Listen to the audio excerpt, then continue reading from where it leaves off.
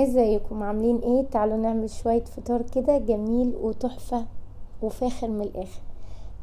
لو اول مرة تشوفوني، انا اسمي هديم، ما تنسوش اللايك والشير لو عجبكم الفيديو. جبت التصبيرة دي، موجودة عندنا هنا، اسمها تصبيرة جبن، بتبقى محشية جبنة. فتحتها وضفت على الجبنة اللي كانت محطوطة عليها جبنة رومي ولانشون وشرايح من الفلفل الاخضر، وعايزة تحطي فلفل الوان اوكي، زيتون اوكي، اللي متوفر عندك حطيه.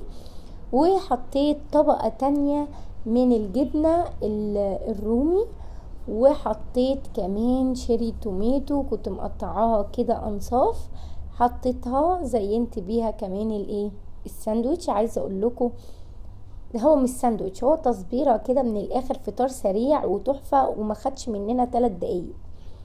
وبعدين كان عندي خيار صغنون كده قطعته، وبدأت بقى ان انا اقفل التصبيرة بتاعتي وانقلها للجامد الخطير جدا اللي هيخلينا كل الحاجة دي في حتة تانية خالص، على الساندويتش ميكر او في طاسة على النار.